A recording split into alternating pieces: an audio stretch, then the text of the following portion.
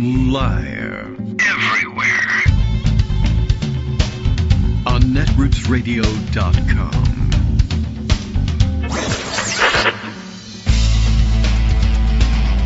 David Waldman. Kagro. In the morning. Now, here's David Waldman. Hey, good morning, everybody. How you doing? It's Friday. You made it all the way to Friday once again, January 17th, 2025. Not once again, January 17th, but once again, Friday. Nonetheless, the not infamous Friday the 17th. I don't think there's anything superstitious about that, but we could make one up if you like. We have the freedom to do that on this show. All right, other things to catch up on. Nothing much happening. Almost Donald Trump being president again. I don't know. More hearings, of course. More people being confirmed. I think everybody is now expected to be more or less a lock with the question mark still hanging over possibly Tulsi Gabbard. I think I saw somebody trying to tease us that Mitch McConnell was somehow going to stand strong in opposition to Tulsi Gabbard, possibly because she was once a Democrat. Maybe that might work. I don't know. But I wouldn't count on it. And then, of course, people calling their senators furiously saying you can't have a vaccine, an anti-vaxxer as in charge of HHS, and you got to reject Robert F. Kennedy Jr. Of course, he, I guess, was once a Democrat, too. I don't know whether that's supposed to mean anything to Mitch McConnell. I haven't seen any published articles insisting that he was worried about confirming RFK Jr. for any reason. I don't know. I never count on Mitch McConnell, of course. All right. And so many other things going on around the country, around the world, everywhere but here. Nothing happening here. I don't know what to do. All right. Well, I guess we also need to note the passing of David Lynch, about whom I have, nothing to say, quite honestly. I think I enjoyed a couple of his movies. I was never a Twin Peaks fan, but I guess if you are, then you feel the loss more deeply than I do. I don't know. I saw Blue Velvet, I think, for a film class once. That was kind of interesting.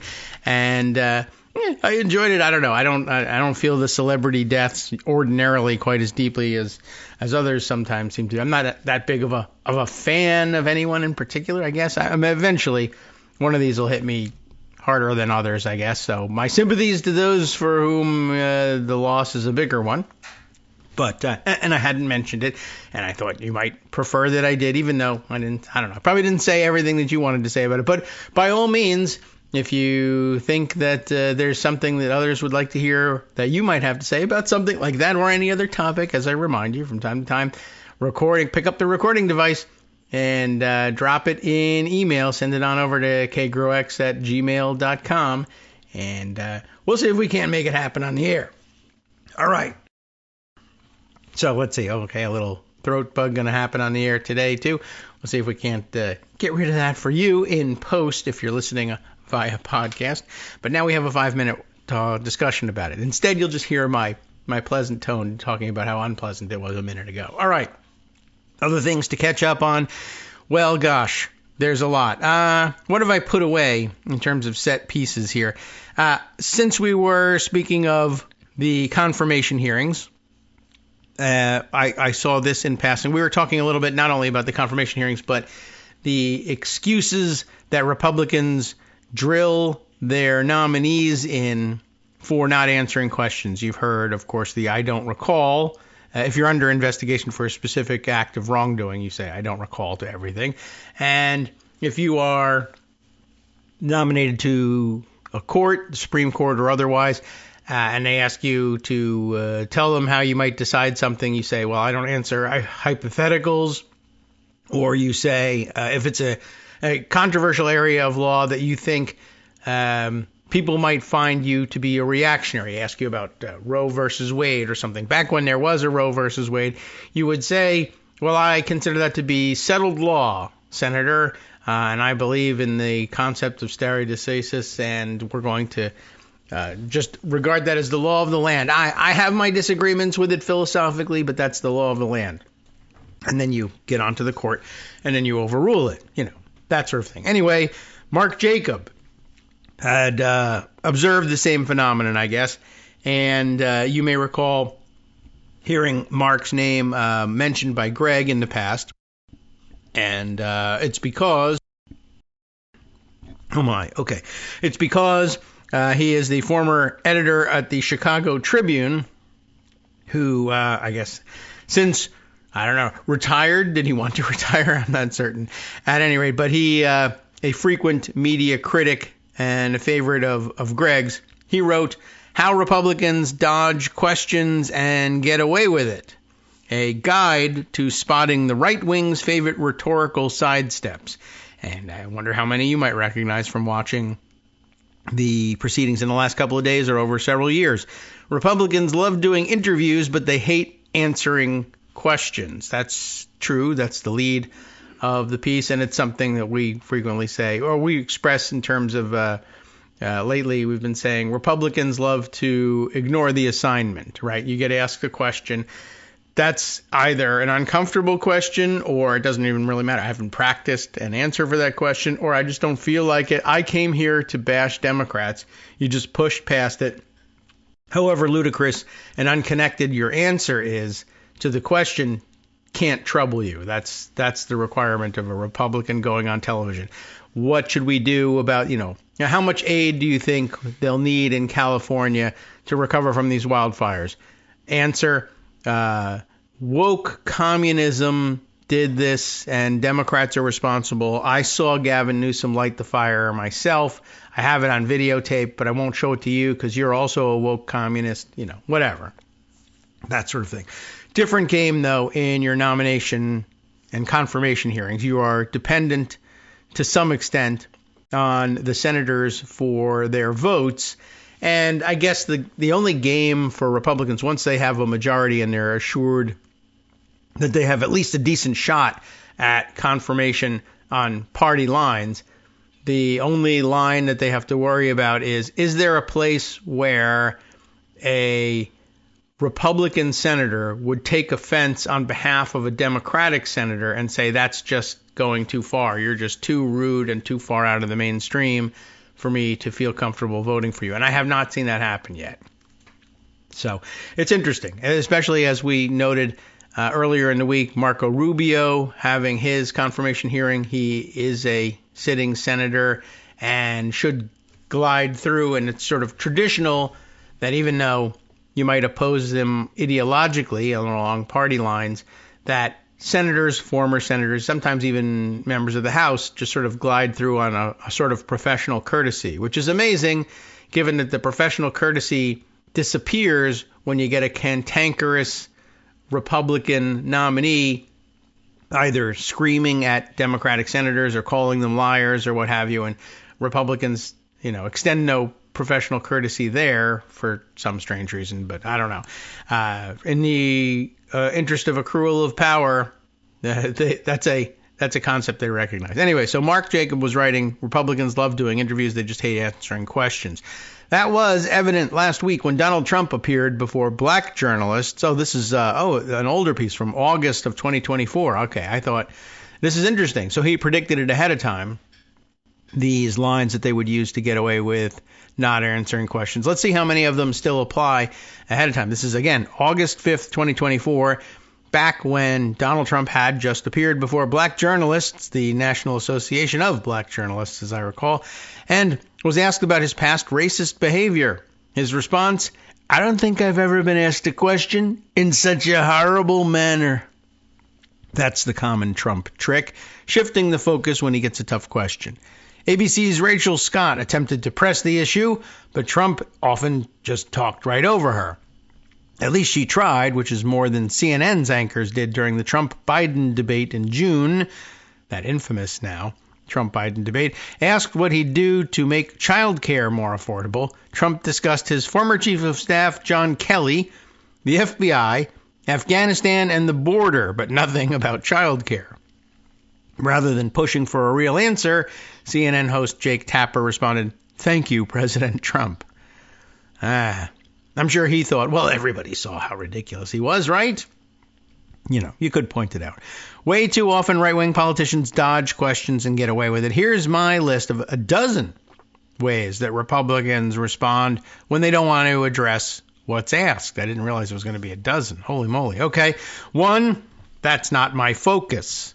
For instance, ousted House Speaker Kevin McCarthy asked last December whether he'd support a primary challenge against Matt Gaetz and other Republicans who had turned on him. His non-answer, I'm not focused on that. You'd think some journalists might say, well, get focused on it because that's what we're asking you about. But no, that's a good, that would be a good response, though. Let's see. Number 2 here, I don't want to talk about the past. When Republicans don't want to talk about ticklish subjects like Trump's criminal case, or cases, they use some version of what Representative Darren LaHood said last year. Okay, if you were wondering about whether Darren LaHood is anything like his dad, we were wondering about him in the context of the Intelligence Committee, about which we have more news, by the way. But Darren LaHood said last year, politics is about the future, not the past. This is a particularly popular GOP or GOP sidestep. Former Vice President Mike Pence likes to dismiss the value of relitigating the past. Number 3 here, I don't want to talk about the future. I should have seen this coming. I should scan this list first, but it's more fun just to laugh. I don't want to talk. That's not my focus. I don't want to talk about it. I don't want to talk about the past. I don't want to talk about the future. I don't know, Rose. I don't know where I'm going. I don't know where I've been. This is terrific. I don't want to talk about the future. Now, here's an example. NBC News' Kristen Welker tried 8 times to get Senator Tim Scott to say whether he would accept the results of the 2024 presidential election no matter who won. 8 times she asked him. 8 times he wouldn't say. The last time he said, I'm not going to answer your hypothetical question. Oh, that should be a response all to itself. Number 4 here, don't ask me, ask the guy who's not here right now. Okay. The Trump White House was a chorus of cluelessness in 2017 on an important question, whether Trump thought man-made climate change was real. White House Press Secretary Sean Spicer said, honestly, I haven't asked him that. I can get back to you. 3 days later, he was asked again and said, I have not had the opportunity to specifically talk to the president about that. You got to follow up, I guess. I mean, it's a common dodge. Everyone does that one, but then you're supposed to ask. Scott Pruitt, head of the Environmental Protection Agency, wouldn't say whether he thought Trump believed climate change was a hoax, as Trump has said in the past. Interior Secretary at the time, Ryan Zinke, said he personally didn't think climate change was a hoax, but I do not speak for the president. When a journalist asked Trump advisor Kellyanne Conway the same question, she said, you should ask him that, and I hope you have a chance, but I'll work hard to make sure you don't. Number 5, I'll pretend you didn't ask me the question you just asked me. That's the one we see all the time, especially in these latest interviews on television. This is the dodge Trump used after the debate question about childcare. Pence did the same thing in his October 2020 debate with Kamala Harris when Susan Page of USA Today asked the soon-to-be highly relevant question, if Trump refused to accept Biden's victory, well, wasn't relevant after all, what would you do? Pence spent 393 words lying about the conclusions of the Mueller report and discussing the Trump administration's energy policy and judicial appointments, but he never answered Page's question. Number 6, let's not talk about me. Politicians love to talk about themselves, except when they don't. Senator Marco Rubio, angling for Trump's vice presidential nod, that didn't work, was asked if he'd be willing to move out of Florida for the job since the vice president and president can't be from the same state. Leaving me aside for a moment, he said, and then he switched the discussion of the supposed unfairness of Trump's criminal trial in New York. He never answered the question. Okay, would you move out in order to make it happen? Let's talk about the criminal offenses of the guy I'm going to run with. That wasn't even a good dodge. Number 7, your question is poorly timed. When Republicans want to avoid an issue, they say the timing is poor. Love to answer that, but the timing stinks. During flooding in Texas, Senator Ted Cruz rejected questions about climate change, saying it's wrong to try to politicize a natural disaster. Okay. After the Uvalde school shooting, Representative Andy Ogles, I don't know, how does he say that, said, now is not the time to politicize this tragedy. They didn't disclose when the right time was, since climate-related disasters and mass shootings are all too common. On to number 8. It's the media's fault for asking questions. That was the tactic Trump used with black journalists back when he met with their convention. And it's a popular choice for Trump sycophants like Representative Elise Stefanik, now headed to the UN. She'll need some sort of dodges to work with there. To interview Stefanik is to strike a sort of deal, access in exchange for browbeating, wrote Russell Berman in The Atlantic. Facing questions about election denialism on January 6th, Stefanik told him, "Everyday Americans are sick and tired of the biased media, including you, Russell, and the types of questions you're asking." That does seem familiar. Number 9, don't ask me, I'm not a scientist. That's really a variant of the ask somebody who's not here question. During Stefanik's first campaign for Congress, she was asked her position on climate change. She didn't have one. She told the Glen Falls, New York Post-Star she had no opinion on the issue because she was, quote, not a scientist.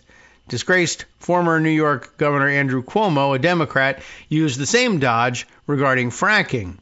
All right, well, we're getting on towards the end here. Number 10, I don't know anything about it and I don't want to know. No, that goes even further. When Republican politicians don't want to comment on the news, they plead ignorance. After Trump admitted he lied to the public about the threat of COVID, Tennessee Governor Bill Lee was asked about it and said he hadn't read any news coverage. A reporter for Nashville's Tennessean newspaper offered to play audio of Trump's quote, and Lee refused to listen. That's also comes to us in the form of, I haven't seen the tweet, or what's her name? Pam Bondi, in her own confirmation hearing just the other day, I think used this tactic.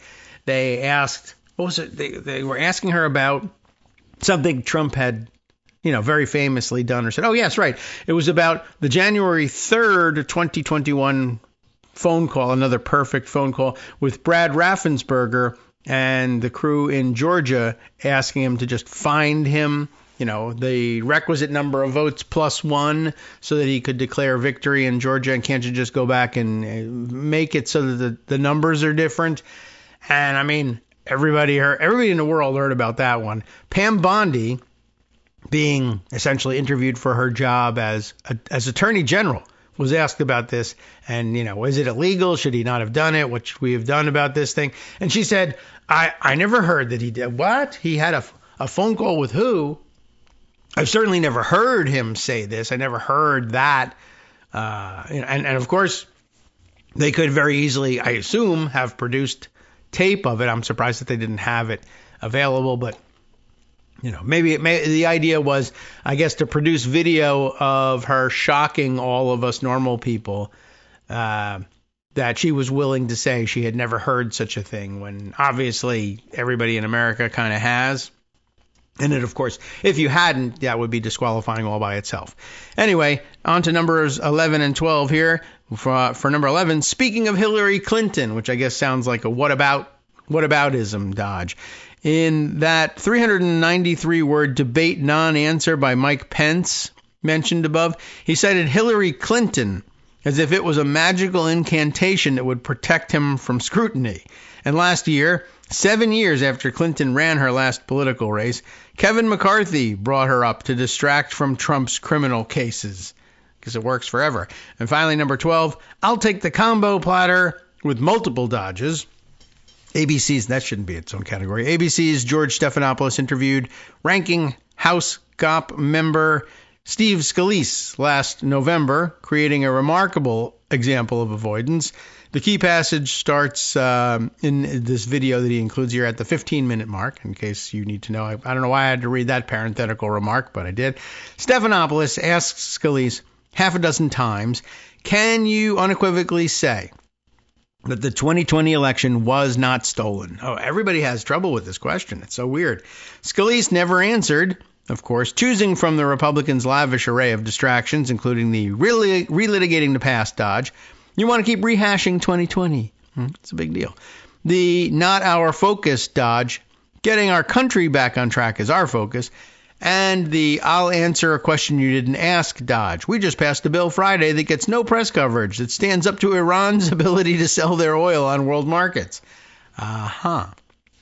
Journalists need to stop inviting politicians on their programs if they refuse to answer questions. Otherwise, it's not news. It's just a game of dodgeball.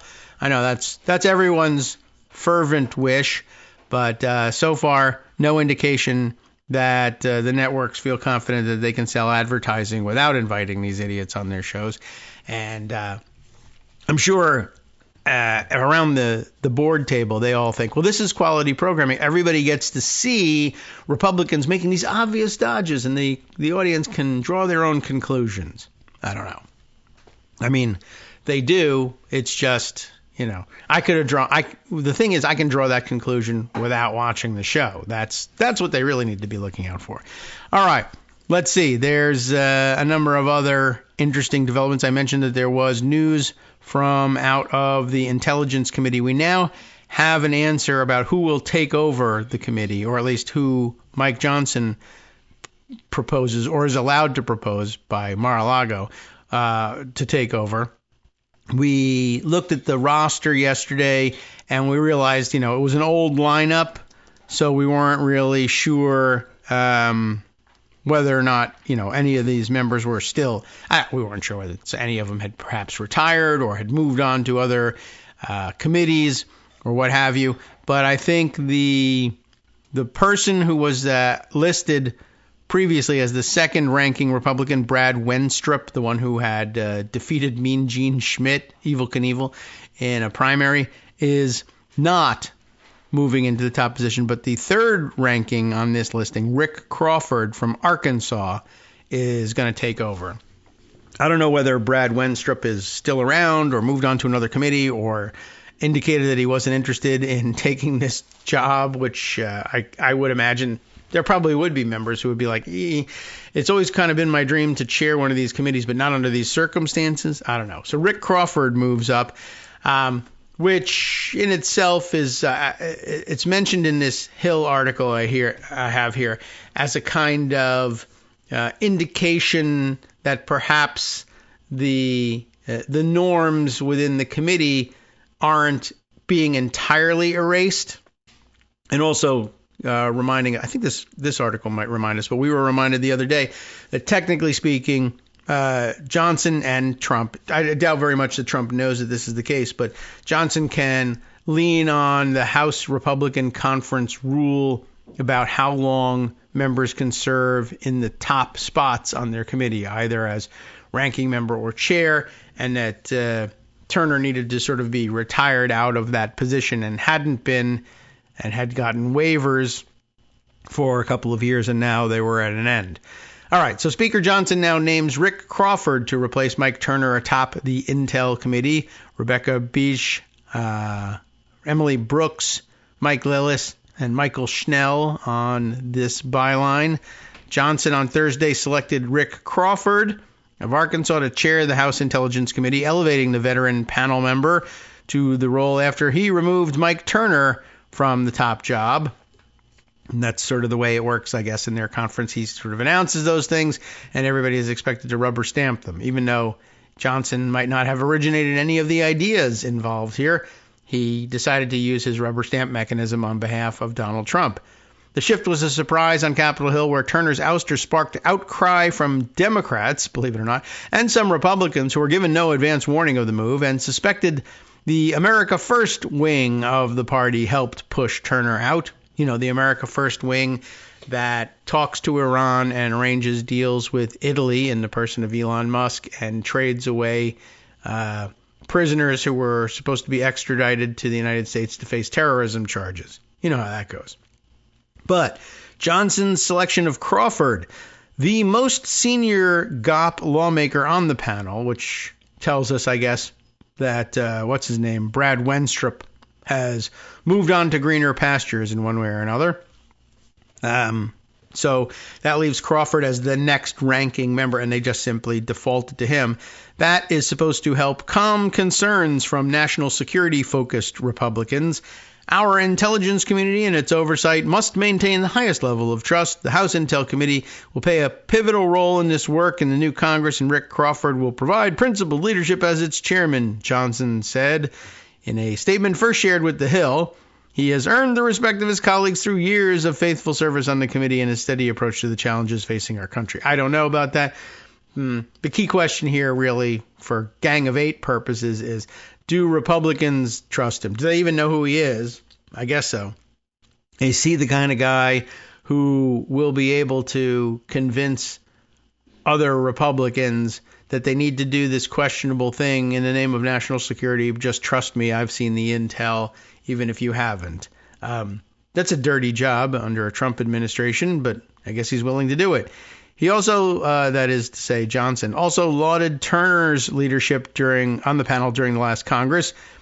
Some nice words to say about him.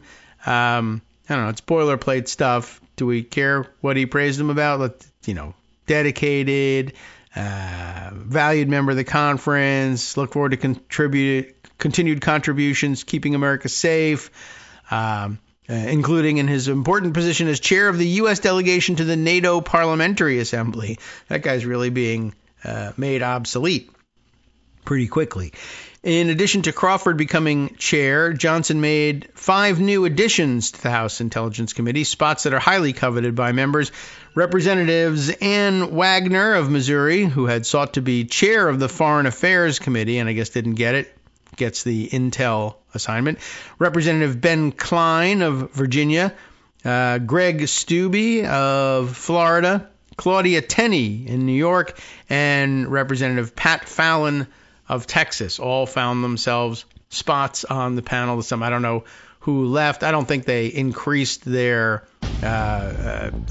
representation on the panel, given that they actually lost seats. So there must have been a lot of musical chairs going on. And we have to wait, I guess, for the new chairman to move in and order staff to update the website in order to know how people will fall in terms of ranking. I guess all of those new people go in, and they're going to be now junior to Scott Perry and Ronnie Jackson on the Intel Committee, who move up the ladder, I guess. Wow. All right, we'll be right back. Hi, I'm Scott Anderson, the guy that writes the daily summary for this show, Kagro in the Morning. Thank you to everyone that supports this show. Many of you send donations through PayPal, Patreon, Square Cash, Radio Public, and so on. Some of you write your own essays and send them in, or read articles with your own commentary. We appreciate it. Now, some of you are listening to this and thinking, I'd like to help, but isn't there something I could do that wouldn't require money or effort? Why, yes, there is. You can just like us. On Daily Kos, they call it the recommend button. YouTube has a thumbs up.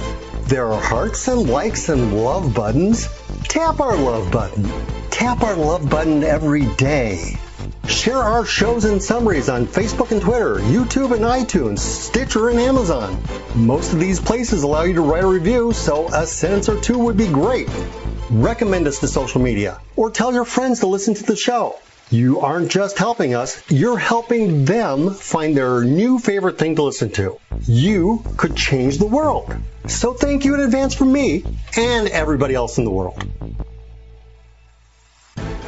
All right, welcome back now to the Kagro in the Morning Show here on Netroots Radio. Let's roll forward with updates on Republican vacancies being filled, whether on committees or elsewhere. We have news from Florida that Ron DeSantis has made a choice to fill Marco Rubio's seat. It's not Ivanka. It's not Lara Trump. All of that, she had taken herself out of consideration when it became obvious that he just wasn't going to do it. It's interesting that DeSantis continues to be the, I guess, the most fortified spine against Trump just simply dictating terms to him in the entire Republican Party, right there in Florida, no less. Definitely still sure of himself and his own power base, despite the fact that he was humiliated and trounced by Trump during the primaries, and has never really fully earned his way back into Trump's good graces. I don't know whether that's something he's still working on or not. But at any rate, he must have made clear at some point, in order to get Lara Trump to withdraw from consideration, that he just wasn't going to do it. And that's interesting, too, because, I mean, we're watching the Hegseth nomination go forward as a sort of test of Trump's ability to force Republicans to do what he wants, even if it's ridiculous and hurts them politically and embarrasses them. And when he gets his mind set on somebody for whatever reason, listen, I got to have Hegseth, and if I don't, then it's an embarrassment for me, and I'm not going to allow that, et cetera, et cetera. He's fighting through this in a way that he did not for Lara. And I don't know whether that, I wonder how that goes at the dinner table. Like, how come you fight harder for Pete Hegseth than you do for me? And I mean, the answer may very well be, oh, who are you? I don't know who you are. You're my son's wife. I mean, I don't care. If it was my son up for the job, I'd fight tooth and nail, maybe. Or I'd probably say, screw it. I don't really need that. The family doesn't really mean that much to me. And I don't care. All of you are just waiting for me to die to take my money anyway. I don't know how he really feels about Lara Trump or his sons, for that matter. But it might have been a rude awakening. Who knows? Maybe they knew all along. Anyway, Ron DeSantis has picked somebody else.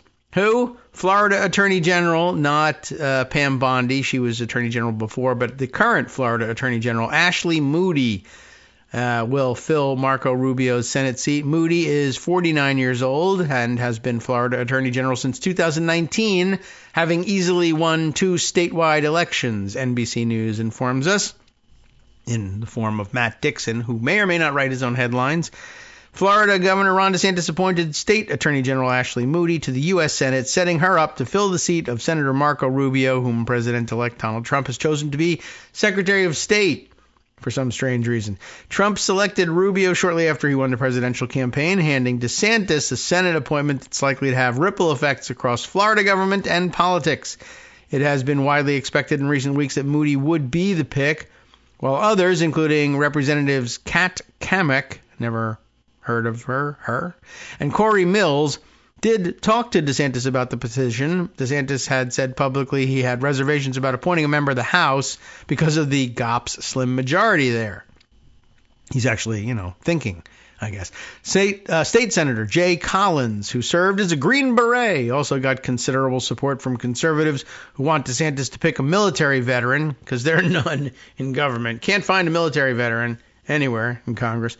But ultimately, the seat will go to Moody, who easily won her first election in 2018 to become Attorney General and her re-election bid in 2022. She was unable to run again because of term limits, so this is a great way to find a new job. She will have to run in 2026 in a special election to keep the seat for the final 2 years of Rubio's term.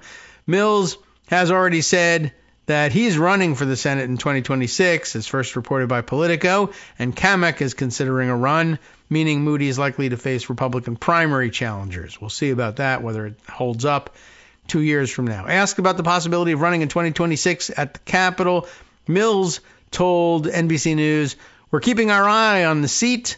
We'll see how she votes and how she supports the president. I respect the governor's decision always. I think he's a great governor. He's the best governor we have in America, but that's not to say in 2026 doesn't shape up as potentially see a primary." Well, that's non-committal.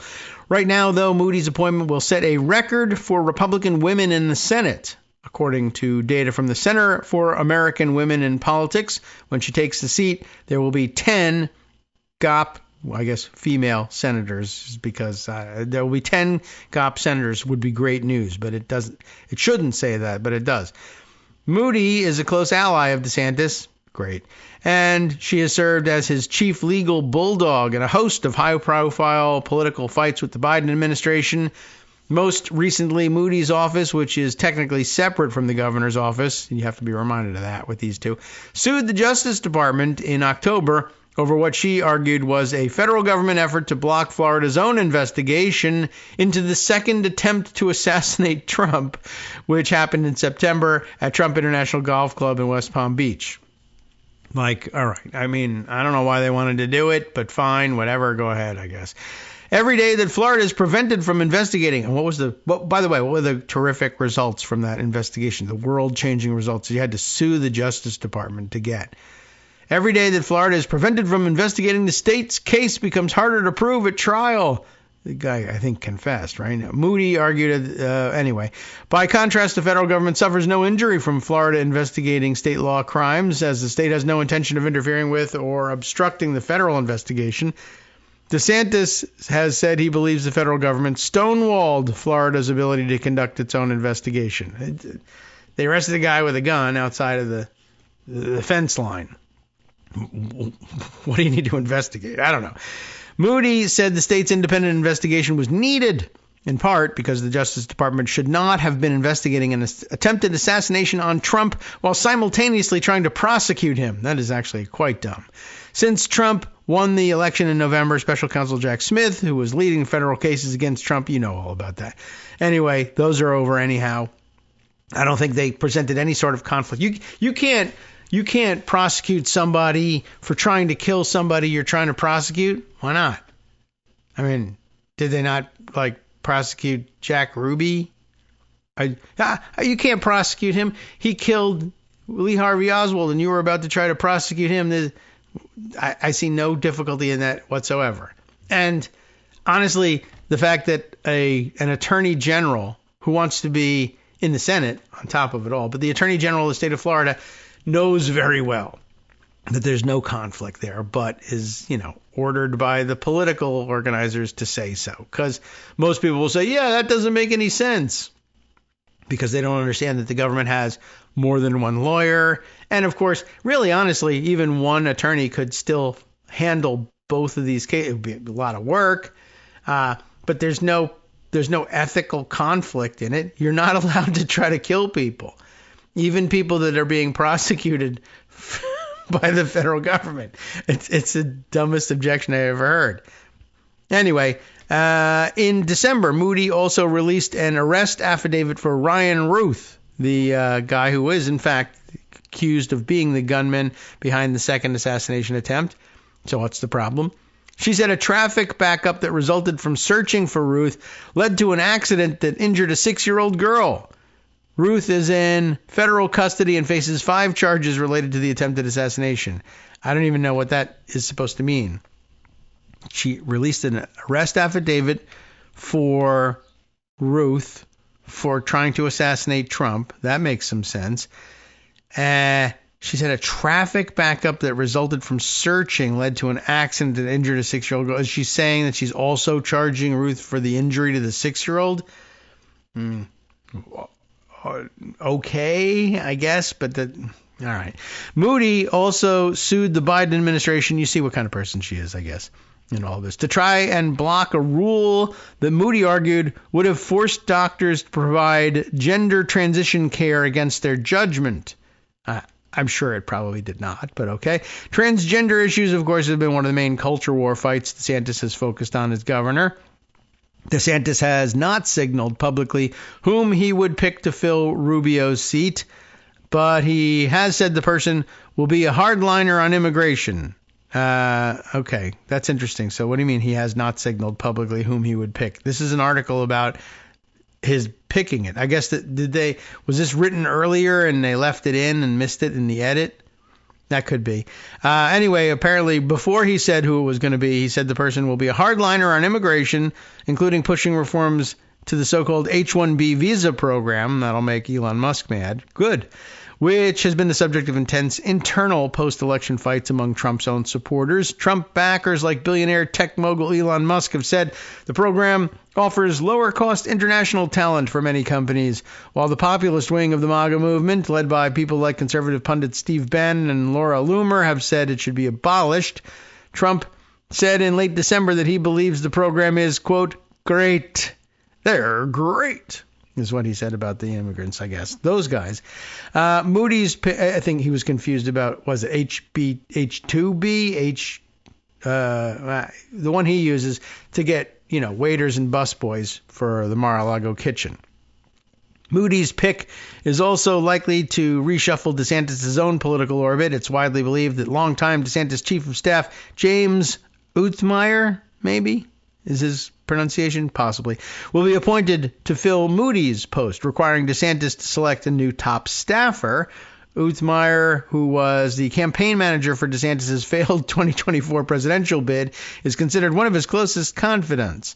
There's a correction at the bottom here. What's this? A previous version of the article misstated when Florida Attorney General Ashley Moody sued the Biden administration over gender transition care. The suit was filed in May, not earlier this year. Okay. I see. Earlier this year, like 2025. Gotcha.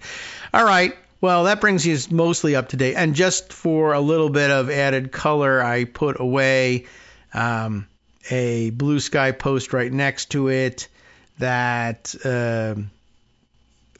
made the accusation, probably correctly, that Moody is also an election denialist. Mark Elias, a fairly reliable source for that, and I think showed us the legal pleadings signed by Moody as Florida Attorney General to prove it.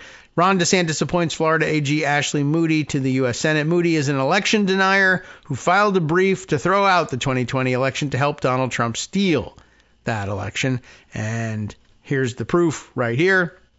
Her name listed as additional counsel in the state of Texas versus Commonwealth of Pennsylvania, state of Georgia, state of Michigan, and state of Wisconsin case, in which Ken Paxton, I guess, took up the lead in this, saying, I don't know, on the novel theory that Texas could sue Pennsylvania over how it counted votes.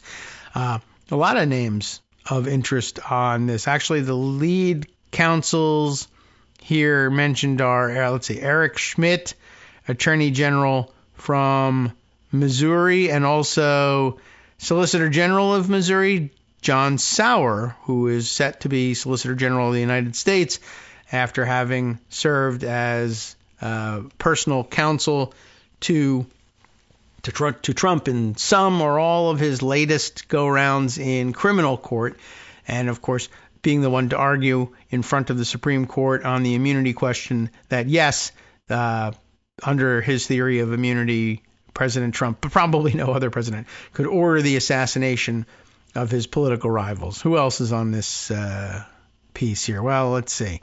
Any other names of interest? Well, Steve Marshall, Attorney General of Alabama, Douglas Peterson from Nebraska, Leslie Rutledge of Arkansas, Wayne Stenheim from North Dakota. There's Ashley Moody from Florida, and Mike Hunter from Oklahoma. And there's probably more, but he only included those 2 pages in order to make the point. Okay. So there you go. Election denialist as well. Dangerous to populate the Senate with them, but, you know, we're beyond that, I guess. All right. Let me update you then on something else that's happening that we haven't had a chance to talk about just yet, but MSNBC's David Perry, will help us catch up on this. I know it's probably crossed your transom on social media by now, but we haven't had a chance to talk about it yet. What's going on in Minnesota, in the state legislature there, particularly in the House. Minnesota voters apparently elected a split state House. That is to say, the same number of Republicans and Democrats. 67, I believe. 67D, 67R. What do you do with a situation like that? Well, obviously some sort of power sharing agreement, right? Wrong. Republicans stage a takeover and seize power anyway. So, okay, it's a complicated situation if you really dig down into it. Why would they do this? It's as cautious as I would be about putting something like this past them, because they may very well do it.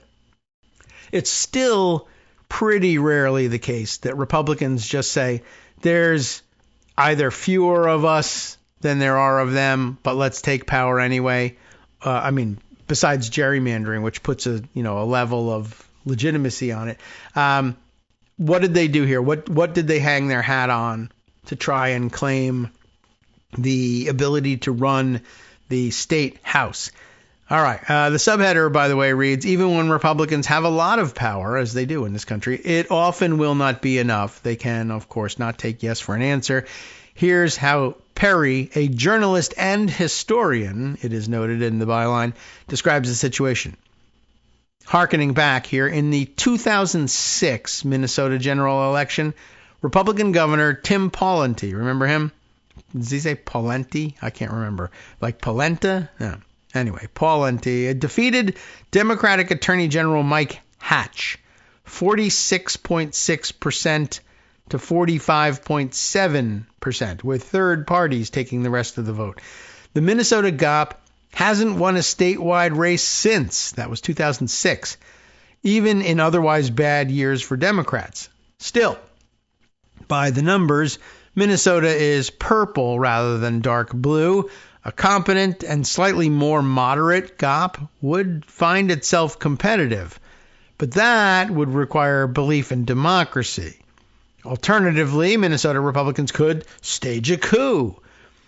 Though the state voted for an evenly split Minnesota House, GOP legislators have unilaterally decided that for now they run the state legislature's lower chamber. Oh, I see. Well, okay, let's find out why. Now, the word coup might seem like hyperbole, but I use it because we need to perceive the connections among violations of democracy around the country. This is much more connective tissue than you usually get in a straight reported article, and I guess that's why they say a journalist and historian. And, of course, this is filed under the opinion section over at MSNBC. So the word coup might seem like hyperbole, but I'm using it because we need to perceive the connections among violations of democracy around the country. Just in North Carolina these days, for example, there's some words missing here. The editor skipped, but let's say just now or just recently in North Carolina, for example, unaccountable judges are considering tossing out election results that they don't like, and lame duck legislators used a supermajority to preemptively strip powers from their successors. We see that in a number of states. It happens every time there is a Republican legislature and a Democratic governor is elected. The legislature strips power from the office of the governor before the Democrat takes over and restores it before a Republican comes in. And of course, we are only a few years removed from the incident, or rather the incitement of a mob to attack the U.S. Capitol. It's all part of the same pattern. The 2024 elections saw the Minnesota House split 67-67 between the GOP and the Democratic Farmer Labor Party, the DFL, as we call the Democrats around here, meaning Minnesota, for the first time in almost 50 years. At first, lawmakers quickly reached a power-sharing arrangement for organizing the divided legislative body, similar to the last time the chamber was evenly divided, and the way we do it here in the federal Congress when things are evenly divided. Happens much more often in the Senate with only 100 members than in the House, but it can happen under certain circumstances. If there's a temporary vacancy, for instance, although they usually just say, well, we'll have a power sharing agreement until that gets fixed because there's an odd number of members of the House. Anyway, but the shenanigans then quickly began. They started with a Republican candidate suing to invalidate one of the election results, arguing that his DFL opponent didn't actually live in his apartment in the area. So a residency requirement dispute. But even though it's not clear that it's actually legal to challenge residency post-election, which is when he did it, I guess, a judge disqualified the DFL candidate last month, giving the GOP a temporary 67-66 majority. So there you might say, well, look at that. You have a one-seat majority, so yeah, we'll claim that majority, even if it's only temporary, and organize the House as a Republican body. But given that Minnesota Governor Tim Walz, remember him, already scheduled a special election for the seat for the end of January, so it's happening like within the next 2 weeks, even though that's going on, and it's happening in a district that the DFL candidate won by more than 30 points, the return of the split House then is probably imminent, right? It'll be 67-67 again within 2 weeks. Nonetheless, Republicans have decided that they can just pretend otherwise.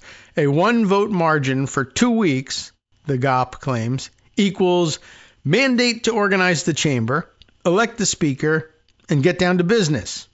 And just for good measure, they have sued to block the fast tracking of the special election as well. Isn't that what's the basis of that lawsuit?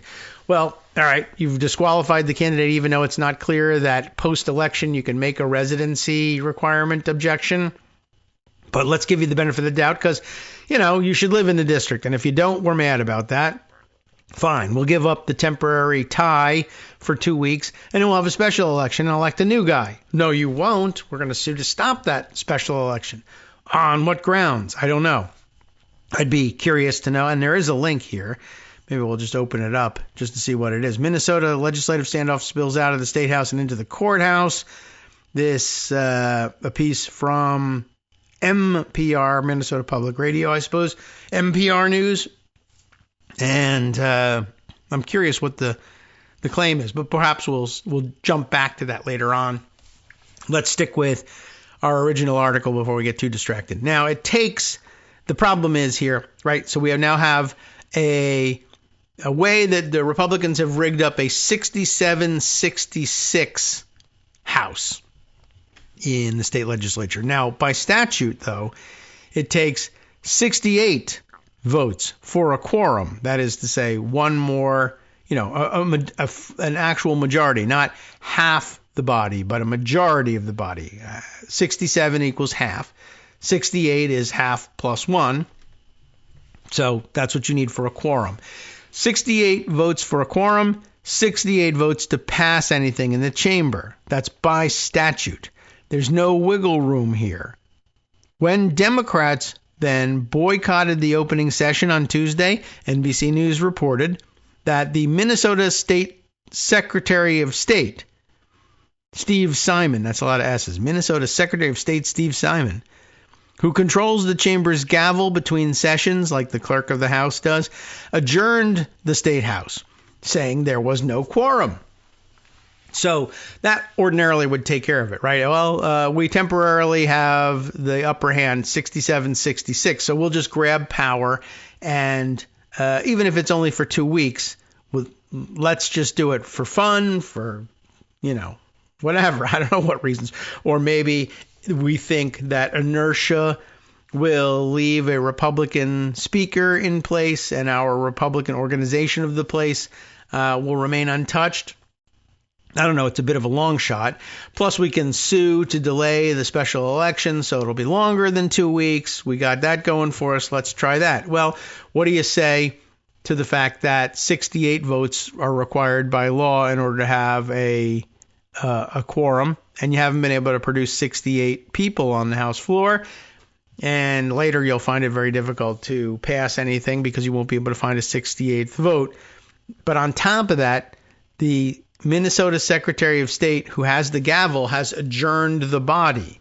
So, that's the fix to it. Well, we'll just hijack the place for 2 weeks. Nah, you can't actually do that because if you can't raise a quorum and you get adjourned, then you can't do any of these things. You can't elect a speaker. You can't pass any bills. You're adjourned. You're not in session. What if Republicans say, yes, we are, because that's what happened here? You can almost see how they feel, justified in saying, well, I know it's a slim majority, but it's a majority. There's 67 of us and 66 of you. Now let's get to work. I could be sympathetic with that argument, but for the statutory requirement of 68 and the very correct ruling from the Minnesota Secretary of State, if there aren't 68 people here, you're adjourned, and they can't just say, no, we're not. But that's where it becomes crazy. The State House legally could not act when it was adjourned, of course. Nevertheless, in a half-empty chamber, the 67 Republicans plowed ahead and elected State Representative Lisa DeMuth, M-U-T-H, DeMuth, as the Speaker. Temporary control of the chamber is even more salient because there is one other State House election that Republicans are contesting, of course. In November, DFL candidate Brad Tabke, T-A-B-K-E, won his race by 14 votes. So, of course, the Republicans aren't going to accept that, obviously, unless he won by 88 votes. If he won by either both 14 and 88, then it would be okay. But, of course, no one can do that. The close margin triggered an automatic recount, during which elections officials discovered that they had accidentally misplaced 20 ballots.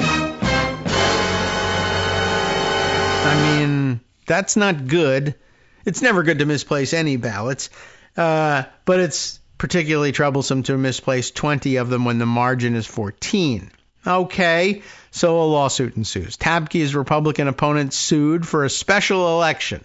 Not like, what should we do, or is anybody in trouble here, or anything like that. We got to do the whole election over again. Now, after a trial in which 6 voters whose ballots were lost nonetheless showed up in court, remember, among the 20, right? It's a 14-vote margin. You have 20 ballots lost. So if all 20 are for Tabke, he wins. Or if at least 15 of the 20 are for Tabke, he would win if you could somehow recover those ballots. But instead, what they produced was 6 voters, so that, nothing would change. 6 voters came to court and said, well, it turns out my ballot got lost, but I'll testify who I voted for. And, well, in this case, they came in and guess what? They said they voted for Tabke. So his margin now moves to 20 votes, and the ballots are lost for another 14 of them, and nobody has testified. But of course, even if all of them were for the Republican guy, Tabke still wins by a handful of votes. So anyway, they had that trial. They came and said who they voted for, but the state house has the ultimate authority over who is seated as a member, not the courts. And as of Thursday, Republicans were still refusing to seat Tabke, as would be their right if they were, in fact, a fully constituted majority and the House was in session, which it is not. So it's pretty interesting. It's a real procedural mess, except, there's an actual answer to it. None of the things that they did are legal. The House is adjourned. Because Minnesota House Democrats have filed a lawsuit and the state still has an independent judiciary, hopefully, it will be a short-lived stunt. Sooner rather than later, our writer here says, I expect the chamber to return to a 67-67 tie, which will be enormously frustrating for those of us who want our state government to get things done, but that's okay. Sometimes democracy can be frustrating.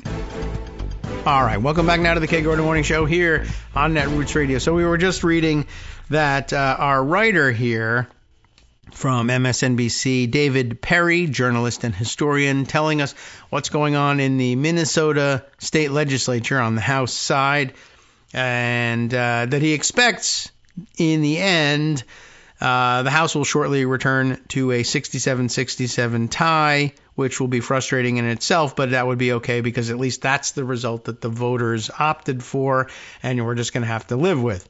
I also, he says, understand why the Minnesota GOP wants to press its short-term advantage, but of course, that isn't a valid reason to violate the law and seize power that the voters did not grant to them. And that's true, and that's the bottom line of it. Yeah, I understand why you want it, but you're not entitled to it by law, and by law, the state legislature's House is adjourned and none of this works. But that doesn't seem to stop them for some reason. The rules aren't doing anything. I can't stand it. The rules governing the exercise of power in a representative democracy should not, must not, be Calvin ball. And I think I saw this article circulated on Blue Sky with the note, does anybody, do millennials know what Calvin ball is? Do Zoomers know what Calvin ball is? I think Calvin ball as a term has survived the dip in popularity of the Calvin and Hobbes comic strip, which I guess is over and done with. But I don't know. Allegedly, people still understand what that means. They just don't know why it's called Calvin ball. Anyway, whether you live in Minnesota or not, pay attention to this story. That's what I'm trying to get you to do. GOP coup attempts will continue to manifest in different ways whenever voters try to stop them from exercising minority rule. Even when Republicans have a lot of power, it often will not be enough, particularly when that power can be exploited for opportunities to just ignore the law whenever they want.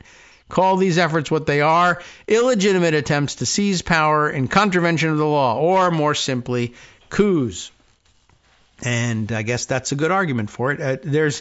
It's interesting to see it reduced this way to a simple explanation of the procedural claims that everybody's making. Well, we understand that we don't have the majority, but we would if the rules were fairly applied, by which we mean us winning 2 lawsuits. And though we haven't, what if we did?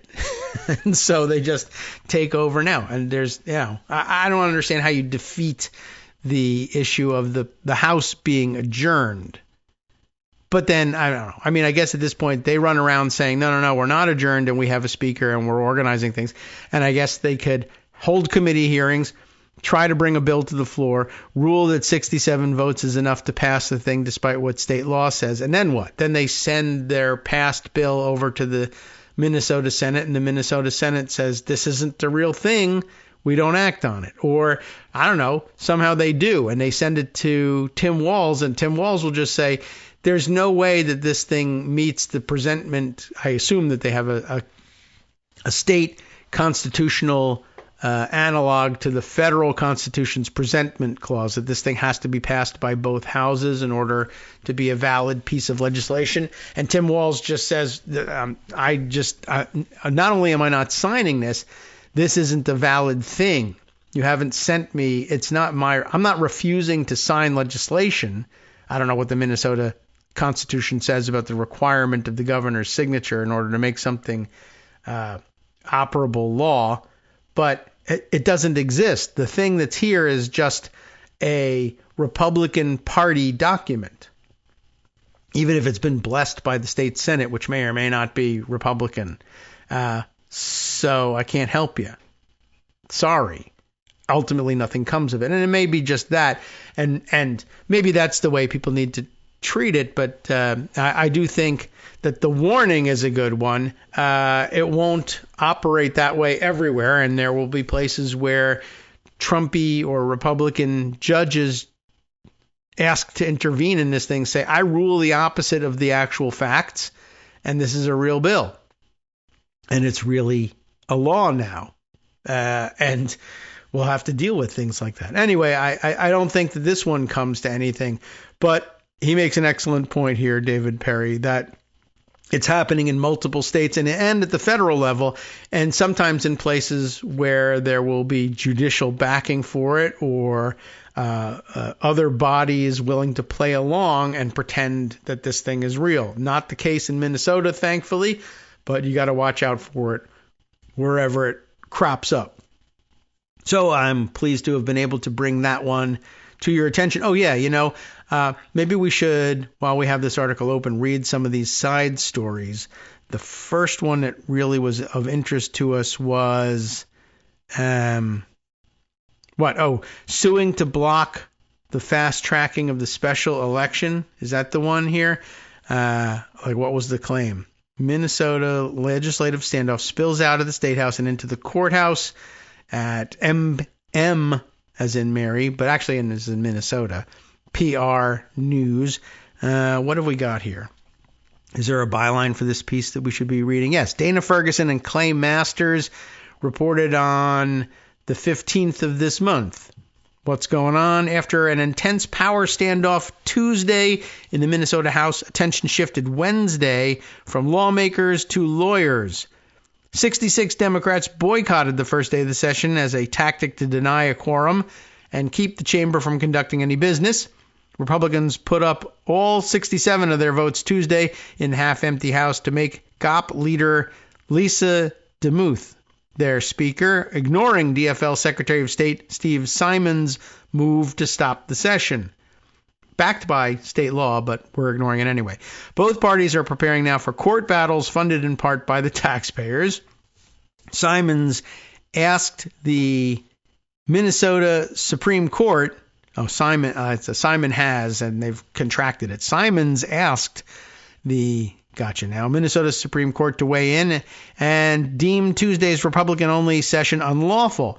The court late Wednesday said it will hear arguments on January 23rd, which might even be, I don't know, that's got to be around when they're having the special election. Separately, top House DFLers sued to invalidate the GOP's election of DeMuth as Speaker because there weren't 68 votes in the chamber.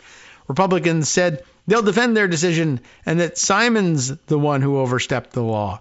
They insist it takes only 67 members to conduct House business because it only has 133 certified members pending a special election set for January 28th.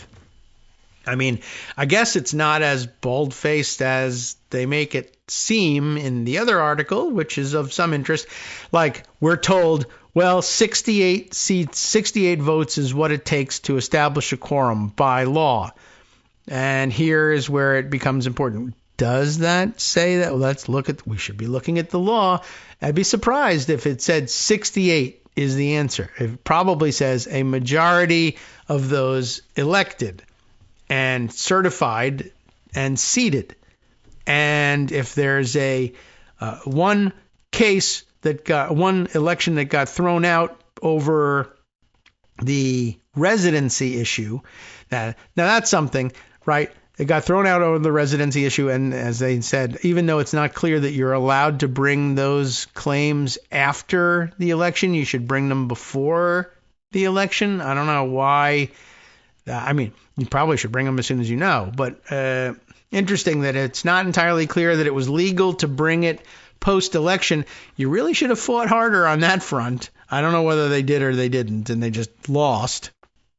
But their case goes forward despite the fact that it's apparently illegal to have done what they make the claim that they made. I don't know. Maybe a further investigation is warranted there. But if the law says it's a majority of those sworn and serving, as is sometimes the way it's phrased in the federal level, then they have a claim. Maybe 67 is enough. But in order to do it, they'd have to fight their way past the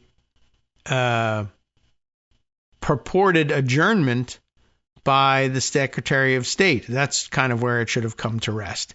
In a sign of how odd things are right now, Simon had planned to convene the House at 3:30 p.m. on Wednesday to highlight the lack of a quorum that's consistent with House custom, its most recent rules, and Mason's legislative manual, his spokesperson said. So that's their state manual, not Jefferson's manual as we have here at the federal level. Instead, Simon was told by House Republican leaders that he would be stopped at the door and denied entry to the House floor. Now, he's got the gavel.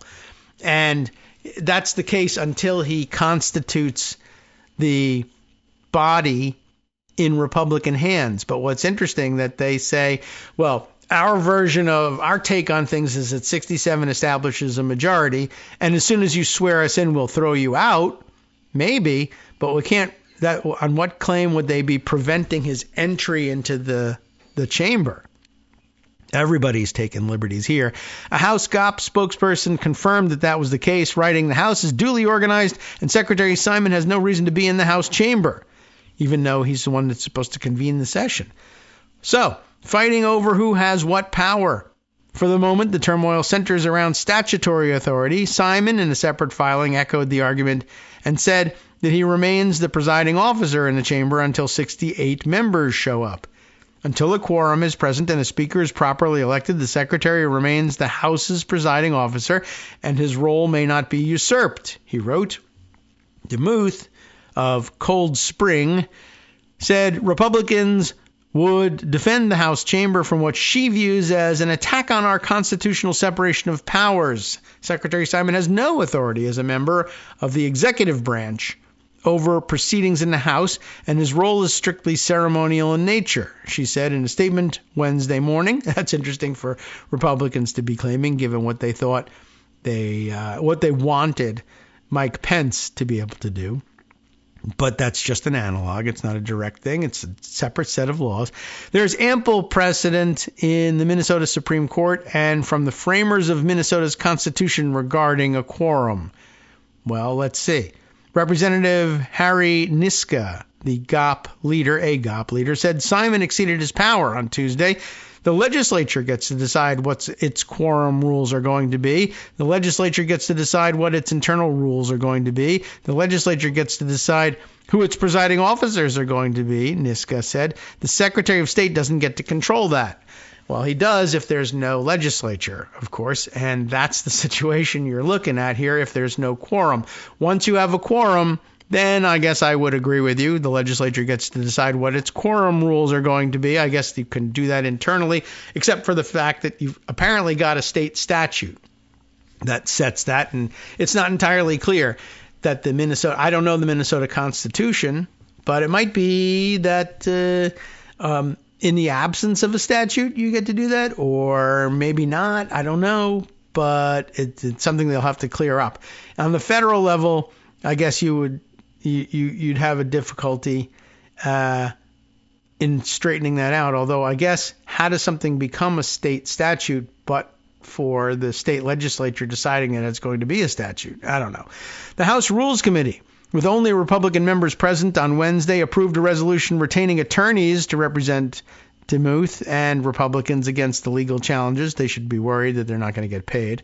Niska recused himself from the vote since he works with the attorneys at his law firm. He said they would be hired by an outside firm for their work. On that case, my law firm will not benefit from it, and I don't have a personal interest, he told reporters. House DFL leader Jamie Long condemned the move and raised questions about whether Niska could benefit financially. Still not convinced there, I guess. House Democrats have said their court challenge would be funded by campaign dollars. Representative Elliot Engen, who brought forward the proposal and said it was important that Republicans be able to defend themselves before the court. We showed up. We were here ready to go, do the work, and unfortunately Democrats were not.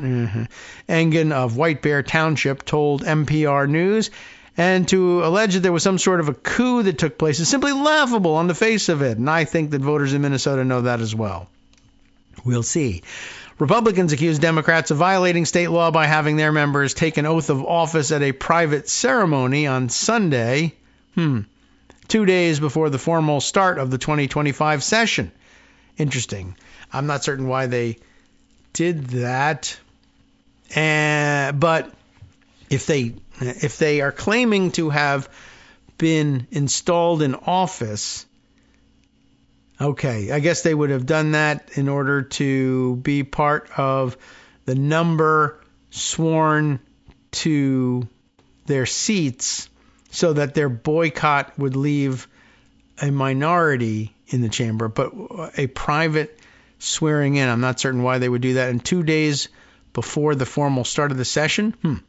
Republicans referred to their Democratic colleagues Tuesday as representatives-elect, but so far haven't initiated court action to challenge whether they are duly sworn.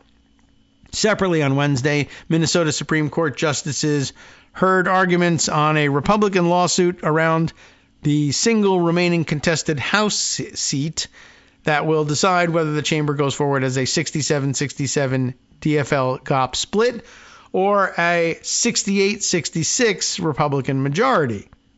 The District 40B seat came open after the prior election winner, a Democrat, bowed out amid a residency dispute. Governor Tim Walz set a January 28th special election to fill the Roseville area seat. Republicans are seeking to delay that election so that they can claim temporary control for longer, I guess. Walz weighs in on this, saying Walz, who didn't make his typical rounds to greet lawmakers on the first day, issued a statement questioning the validity of the House proceedings. As much as House Republicans may want to govern as a single party, the law is the law, and the House is not in session, Walz said in a written statement. House Republicans need to assure Minnesotans that they won't overturn an election or take power that voters didn't give them. Once that common sense commitment is made, the important work of the House that they have in front of them can move forward. Minnesota Supreme Court has already been drawn into an election dispute over one unsettled House seat, with the hearing on Wednesday morning over the timing of an upcoming special election. That seat, the 134th, has been in Democratic hands after November's election, but the winner, Curtis Johnson, bowed out after a judge found that he didn't establish proper residency in his district. Walz, is this not the same one? District 40B, the prior election winner, a Democrat, bowed out amid a residency dispute. And now the 134th, where Curtis Johnson bowed out after a judge found he didn't establish proper residency in the district. 2 of them? Walz scheduled a special election for January 28th. Republicans sued, saying the actual vacancy hadn't occurred and the election couldn't be put on a fast track. The actual vacancy hadn't occurred. I don't know. I mean, this is a bit of a mystery still. Is there any more here? Johnson was not in possession of the office, so he was not an incumbent capable of resigning to create a vacancy. Attorneys for the Republican Party and the Minnesota Voters Alliance wrote in a brief submitted to the court this week. That is very convoluted. The case seeks to cancel and reschedule the January 28th special election. Why? An attorney for Walz said he properly employed a state law allowing for special election preparations when a vacancy is inevitable. In the rebooted session on Tuesday, House Republicans passed a resolution that would set Tuesday as the day the seat actually became open. If that position holds up, it would push the special election off until February or beyond. That would keep Republicans in a 67-66 position for longer. It's not the only seat that's a point of contention. A judge ruled Tuesday that DFL Representative Brad Tabke's narrow election win should stand, although Republicans aren't agreeing that they'll seat him. Meanwhile, the Senate has opened without the tensions gripping the House. The power-sharing agreement has resulted in co-chamber presidents, equal representation on committees, and an agreement that no commissioner confirmation or bill votes happen without joint agreement. Senate Republican leader Mark Johnson said he and Democratic leader Aaron Murphy worked hard to strike the agreement. Nobody has these gotcha moments, Johnson said. Let's think less of like a WWE conversation and more like an escape room where we're just trying to figure out how to make this work together and get to an end goal. All right. Well, adults in charge in the Senate, I guess, and lunatics in the House. That, I think, is a direct analog to what happens on the federal level as well. There were a couple other things in this piece that made me want to look into what was going on, specifically the loss of these 20 ballots. I'm just going to look into that one. A Minnesota Reformer reporting here. Madison McVan gets the byline. Judge rules DFL Representative Brad Tabke won re-election and denies a Republican request for a special election. What are their claims now? There were 20 ballots lost. The requisite number of voters came in and testified who they voted for. Are they claiming they switched their votes after the fact for unknown reasons? A Scott County judge ruled on Tuesday that DFL Representative Brad Tabke of Shakopee, I think, maybe Shakopee, we'll call it Shakopee, won re-election in a contested election case that has major ramifications for the partisan balance of the state house. Tabke won in November by 14 votes. By process of auditing the election, Scott County staff discovered 20 absentee ballots cast in the city of Shakopee were missing. Tabke's Republican opponent in the House District 54A race, Aaron Paul, sued Tabke and requested a special election. Interesting. Now, I wonder if the Republican position on the other special elections means he can, yes, or can no, get that special election, but it doesn't really matter. The judge says, well, we counted the ballots and you lost. During the trial, 6 voters whose ballots had been accidentally discarded testified and said they had cast their votes for Tabke. In her ruling, District Court Judge Tracy Purcell found that the missing ballots, if counted, would not have changed the election outcome and, therefore, denied Paul's request for a special election. She also ruled that there was no deliberate, serious, or material violation of Minnesota election law. Republicans, who currently, as reported here, have a 1-seat advantage over Democrats in the House, although it doesn't say that that constitutes a majority, importantly, have said they will refuse to seat Tabke, regardless of the judge's ruling in the case. Oh, no. The state constitution grants the House the power to seat or not seat its own members. We do have the same thing here on the federal level. And of late, Democrats have always said, well, let's be reasonable. Whereas in the past, before, they have said on a party line, even when we're wrong, we're just not going to seat the Republican here for partisan reasons. Used to be that Democrats did such things. It's true. The ruling came down early in the morning on the first day of the 2025 legislative session, with Republicans threatening not to seat Tabke. Democrats say they will not show up to session, using the extraordinary political tactic of denying a quorum, i.e. skipping out on the session so there aren't enough people left to make decisions in order to prevent Republicans from icing out Tabke. By refusing to seat Tabke, Republicans would hope to force Governor Tim Walz to call a special election, giving the GOP a shot at a true 68-seat majority by beating Tabke in a do-over. But what's this do-over nonsense? You lost. GOP House Leader Lisa DeMuth criticized the ruling on Tuesday and said members of her party would evaluate this lengthy ruling and consider options in the coming days. The top Democrat in the House, Representative Melissa Hortman of Brooklyn Park, said Monday that if the judge rules that Tabke can be seated and Republicans prevent him from doing so, House Democrats would take legal action.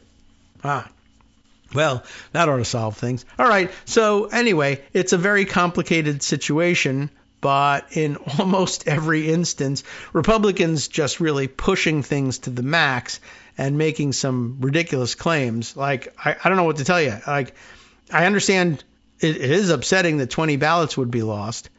But should you redo the election, or should you just try and find the people who cast those ballots? We know that we have the names of people who took out absentee ballots and claim to have returned them, and yet we do not have them.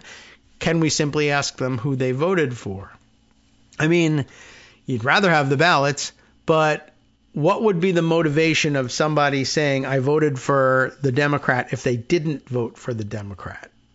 It would be very difficult to establish, and I think it would be an extraordinary thing. You'd have to be claiming that they were somehow gotten to by Democrats and bribed to change their vote, when if they were originally Republican voters, why wouldn't they want to say that they were Republican voters so that Tabke lost his case? Can't really figure out a reason why that would be happening. All right, let's see. Coming up on break number 3 here. So we spent a lot more time in Minnesota than I thought we would. Still a couple of things I need to get to here, and I'm not certain that any of them will fit in between now and the break, much less certain now that we've spent another minute talking about how difficult it is. Let's see, which might be, let's try this one. I don't know. We'll give this a shot. It's a New York Magazine thing. Do we have a pocket version of it, though? We might not. So that's too bad. I don't know. It was an interesting thesis that was being floated here by, let's see, the fear driving Trump's second term. Pete Hegseth's nomination, some more on that one, relied on brute force for some reason, I guess.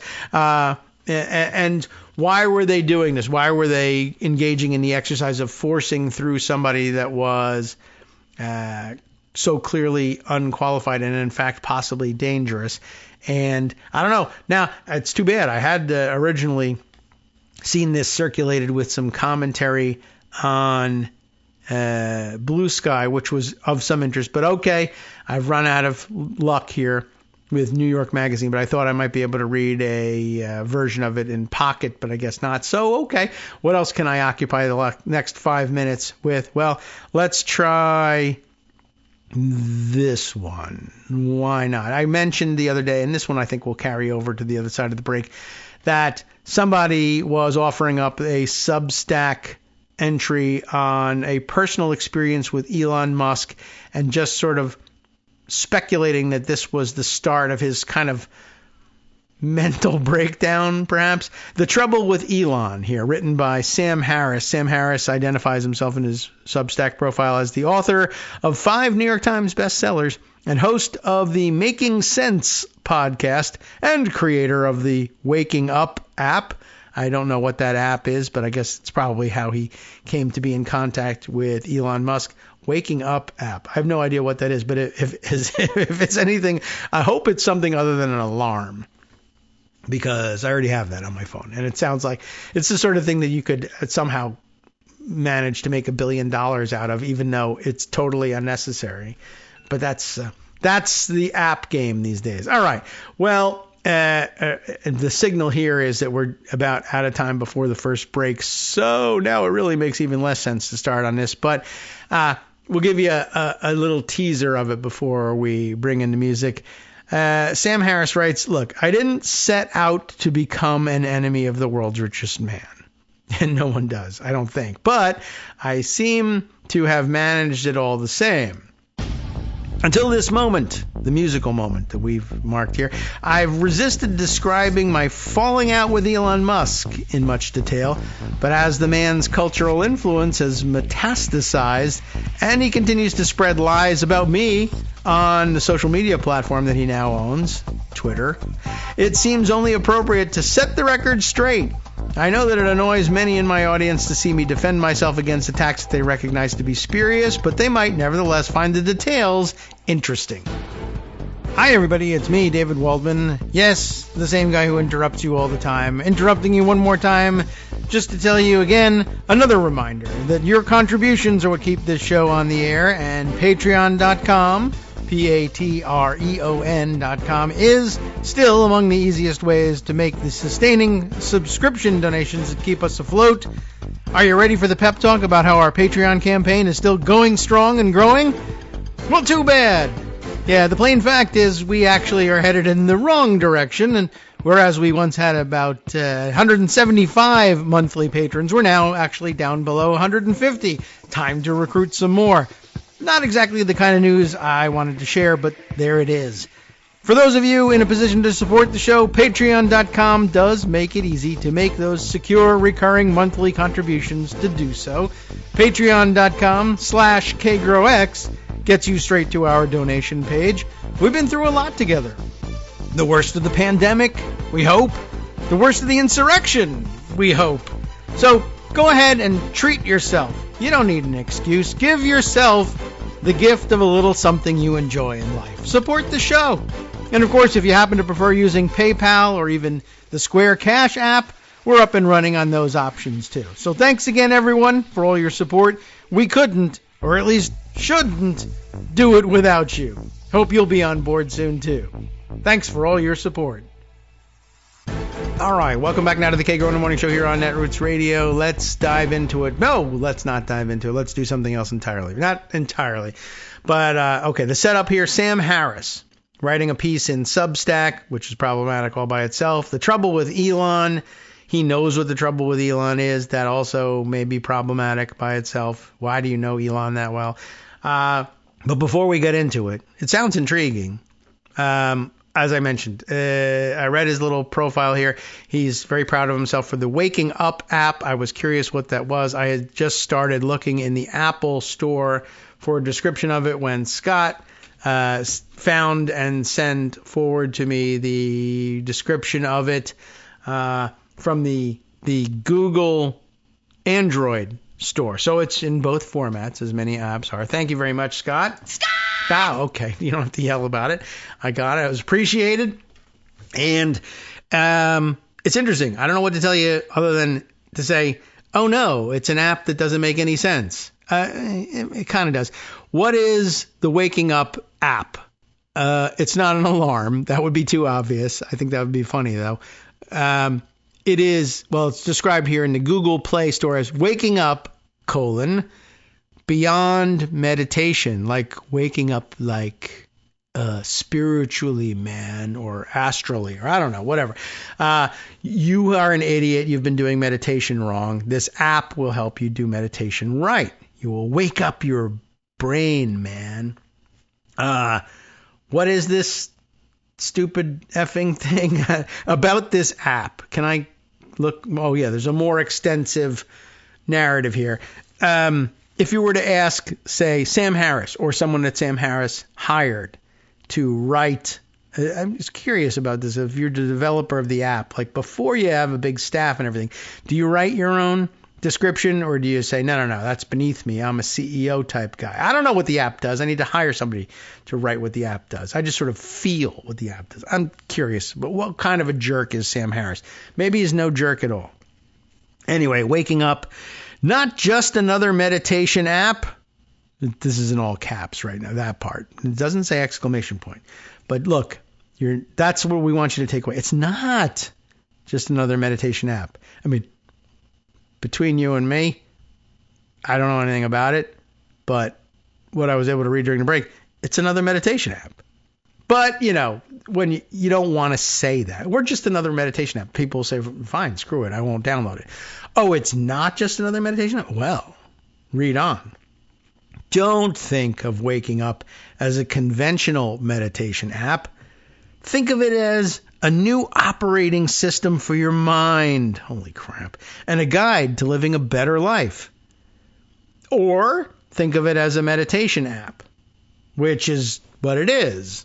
But if you think of it as an operating system for your mind, then I don't know what. You'll probably learn a little bit about Sam Harris. Anyway, we aim to offer a far deeper approach to mindfulness than you'll find elsewhere, one that fundamentally transforms how you see yourself and the world around you, or at least that will fundamentally transform how Sam Harris sees himself and the world around him. He now sees himself as a rich tech bro because you downloaded his app, which is about meditation, but somehow it's different. I don't know.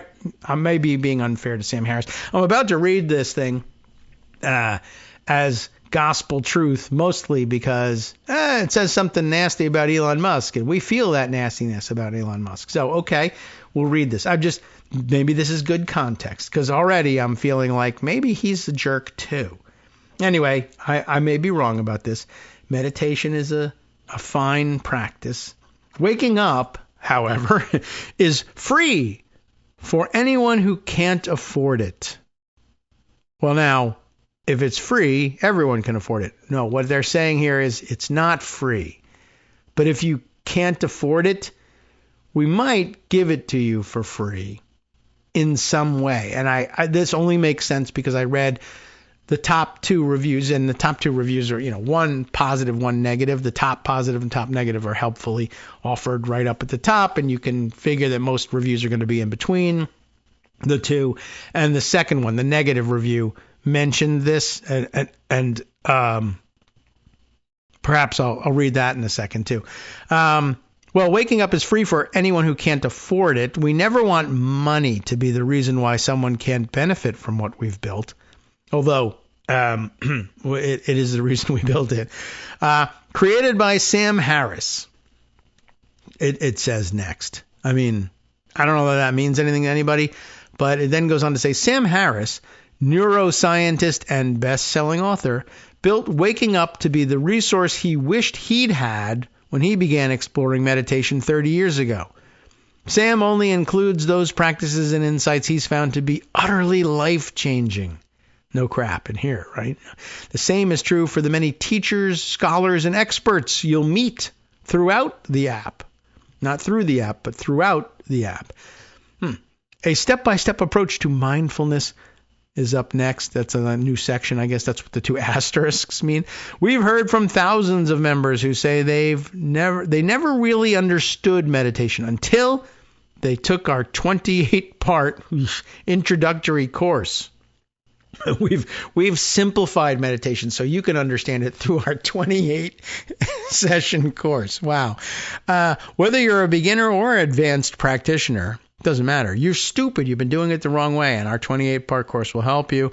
You'll dive straight into the deep end of real mindfulness, not stupid stuff like you've been using, so you don't waste your time or any time on the surface.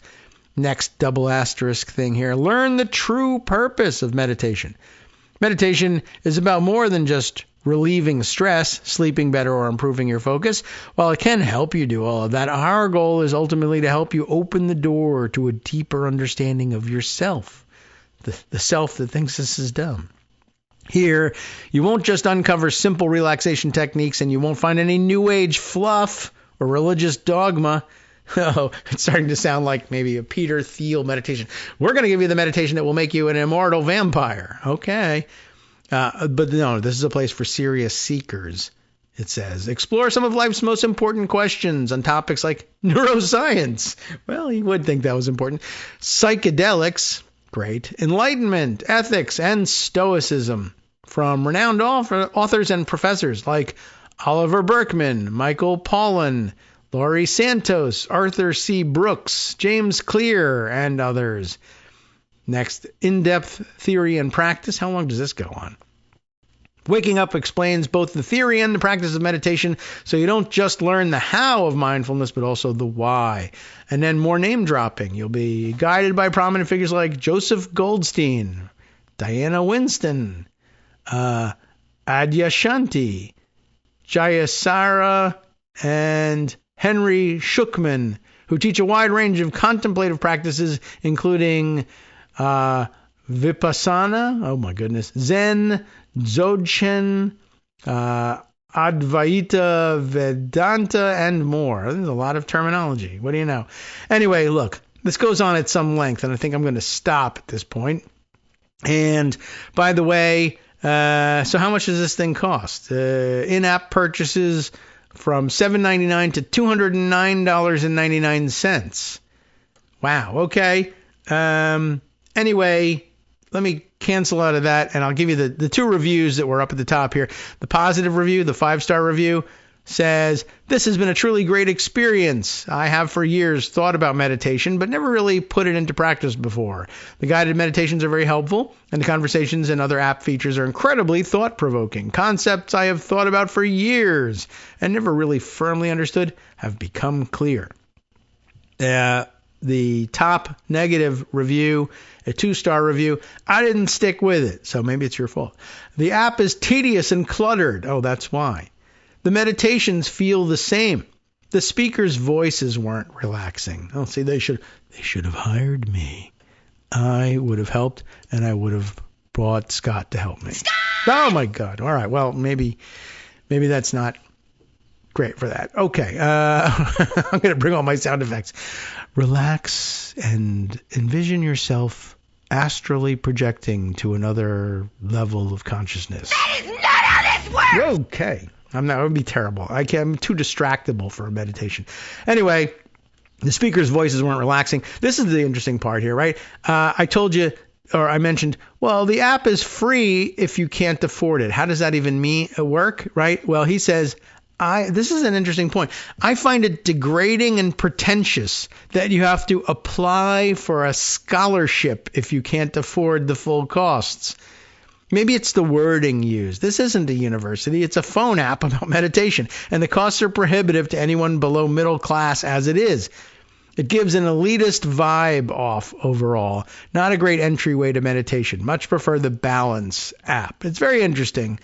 Just to sort of set the tone here for we otherwise know nothing about Sam Harris, and yet he says something very interesting and probably insightful about Elon Musk, and let's get to that. So as he started out, he said, "I didn't set out to become the enemy of the world's richest man." That wasn't his idea, but he has managed it just the same. And apparently he had this falling out with Elon Musk some years ago and has not yet used any online publication to describe what happened. But here it is, in case you find such detail interesting. "Of all the remarkable people I've met," and he does do a lot of name dropping in the app description, "Elon is probably the most likely to remain a world historical figure, despite his best efforts to become a clown. He is also the most likely to squander his ample opportunities to live a happy life." And he should know, he's a meditation guy. "He's most likely to ruin his reputation and, most important, relationships, and produce lasting harm across the globe." I feel like I might be in agreement there. None of this was obvious to me when we first met, and I have been quite amazed at Elon's evolution, both as a man and as an avatar of chaos. The friend, I remember, did not seem to hunger for public attention, but his engagement with Twitter/X has transformed him to a degree seldom seen outside of Marvel movies or Greek mythology. If Elon is still the man I knew, I can only conclude that I never really knew him. Now, when we first met, Elon wasn't especially rich or famous.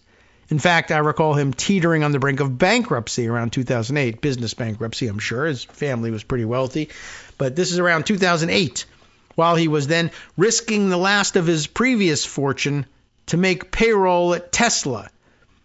At the time, he was living off loans from his friends Larry and Sergey, right? Then those are the Google and or PayPal guys, I think, maybe. Once Elon became truly famous and his personal wealth achieved escape velocity, I was among the first friends he called to discuss his growing security concerns. Interesting. I put him in touch. This is the security concerns. How do I make sure that people don't attack me, or that my doomsday bunker, the guards don't eat me? I don't know if that was the problem he was thinking about. Anyway, he put him in touch with, more name dropping, Gavin DeBecker, who provided his first bodyguards and recommended other changes to his life. We also went shooting on at least 2 occasions with Scott Rates, the finest firearms instructor I've ever met. This is big into the name dropping, this guy. It is an ugly irony that Elon's repeated targeting of me on Twitter/X has increased my own security concerns. He understands this, of course, but he does not seem to care. So, how did we fall out? Let's begin this cautionary tale for, or rather, let this be a cautionary tale for any of Elon's friends who might be tempted to tell the great man something he doesn't want to hear. And this is where it might be instructive. All right. First, one, he's numbering these things. When the SARS-CoV-2 virus, COVID, first invaded our lives in March of 2020, this is interesting, Elon began tweeting in ways that I feared would harm his reputation. I also worried that his tweets might exacerbate the coming public health emergency. Italy had already fallen off a cliff, and Elon shared the following opinion with his tens of millions of fans. The coronavirus panic is dumb. That's what he was tweeting. What an insightful tweet. As a concerned friend, I sent him a private text.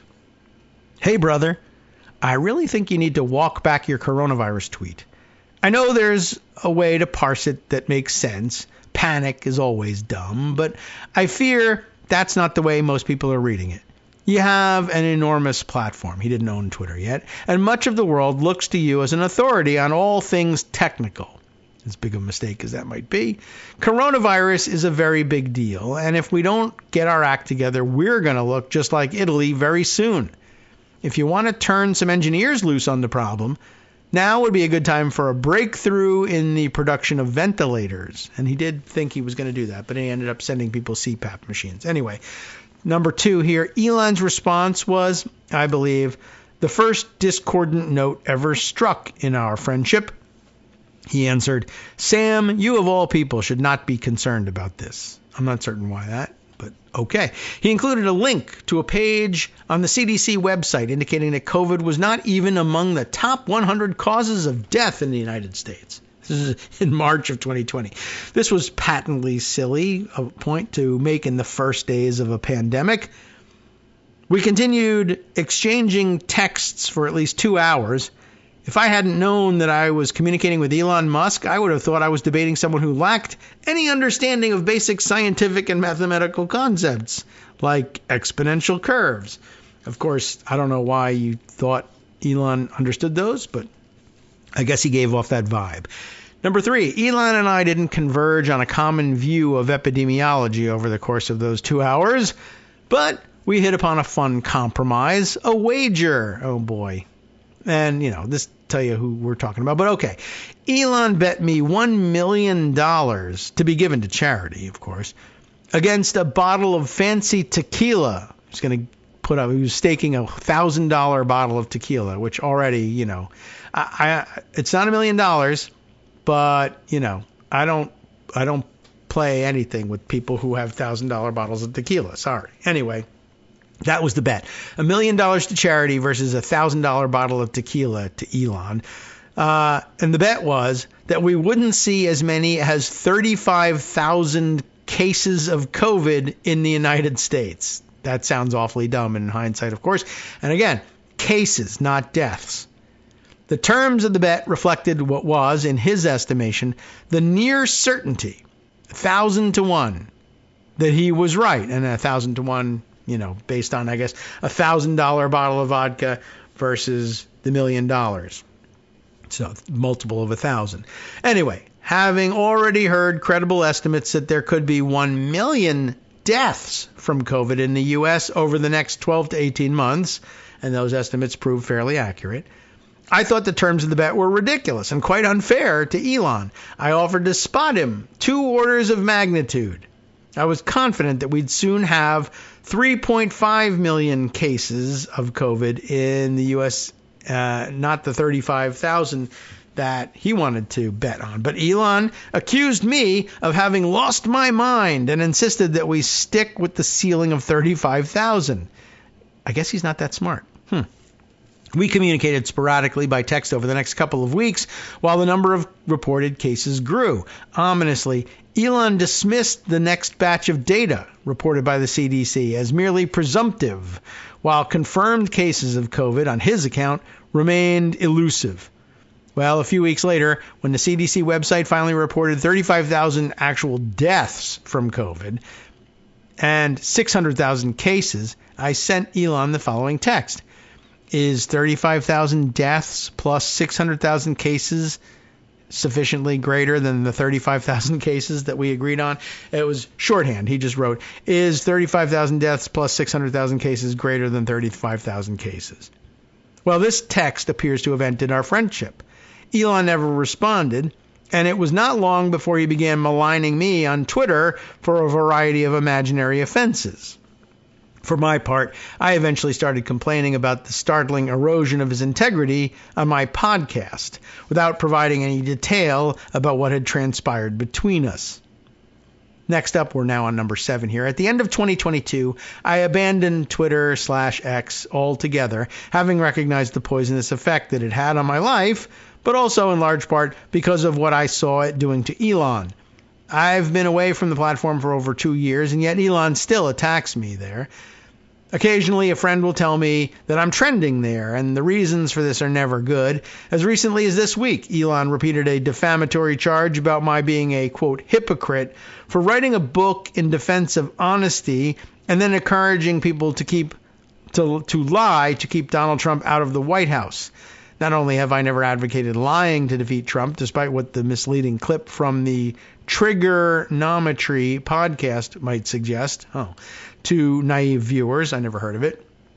I've taken great pains to defend Trump, you shouldn't, from the most damaging lie ever told about him. What is it? I don't know. I'm curious. There's a link. The Lie That Will Not Die. This is his July 28th Substack. Few writers or podcasters have criticized former President Trump more aggressively than I have. He's a Superman, this guy. I've attacked the man in all the usual ways. Compared him unfavorably to Osama bin Laden. Let's see. Where's the lie? I do not think former president is Orange Hitler, but I have little doubt that he and his conspiracy-addled cult pose a threat to our system of government. What's the lie? I'm going to skip down here. Oh, wow. This is the big thing. I've defended him from he didn't say, as many other people believe, but so do I, that there were very fine people on both sides of Charlottesville. That's what he's defending. I mean, now the defense falls below the paywall here, so we won't be getting all the way to that. But very interesting. Wow, what an important defense. I've taken great pains to defend Trump from the most damaging lie ever told about him. That's not really the worst thing, and it's probably not even a lie. I understand that there are people who say he was referring to something else and it could be parsed in a different way. I don't think so. Elon knows this, though, so therefore he should stop ignoring me or stop attacking me. I once defended Trump from something. Whatever. You're not that important. Elon knows this because we communicated about the offending clip when it first appeared on Twitter.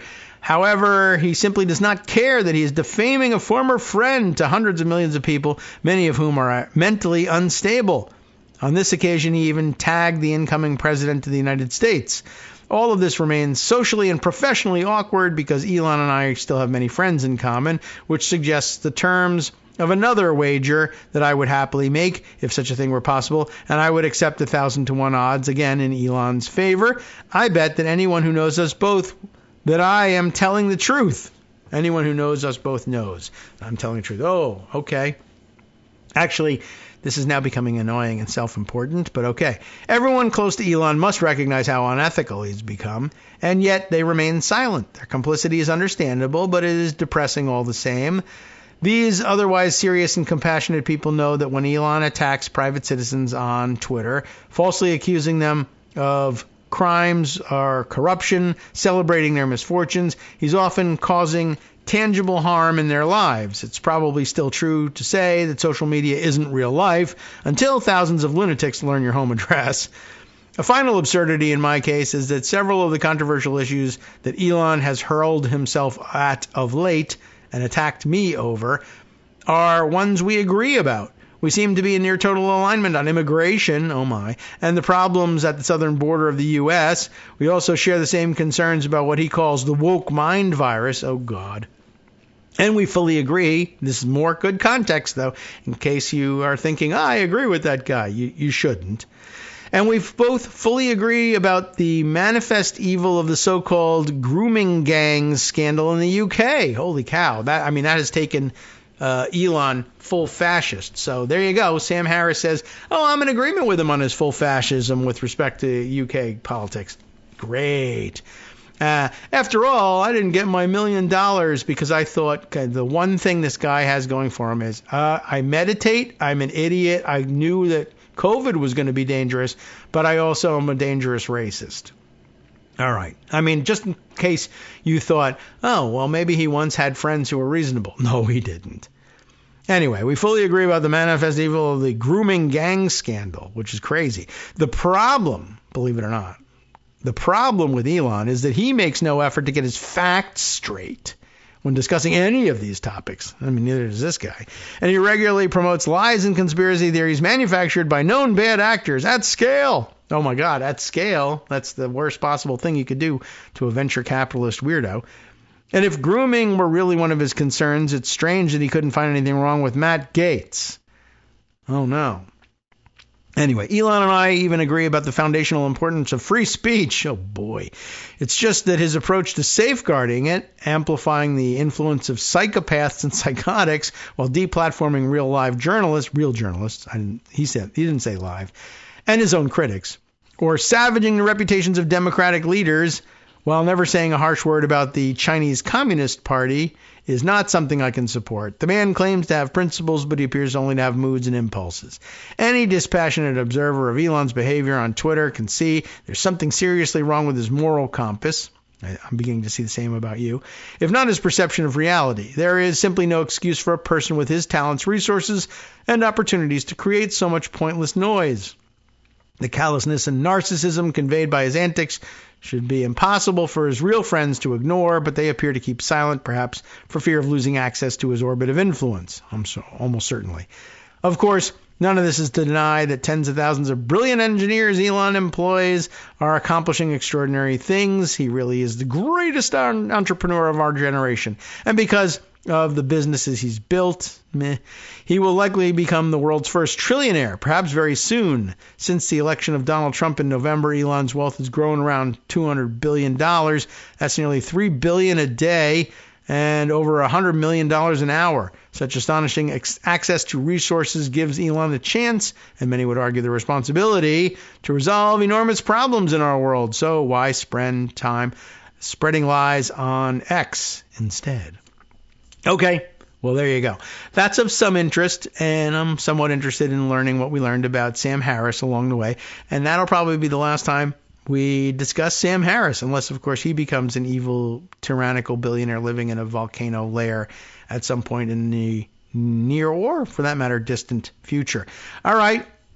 We're almost out of time. Once again, things I wanted to bring to your attention that I didn't get to. I'll read you the headlines about. You might want to check it out over the weekend break, a long weekend at that.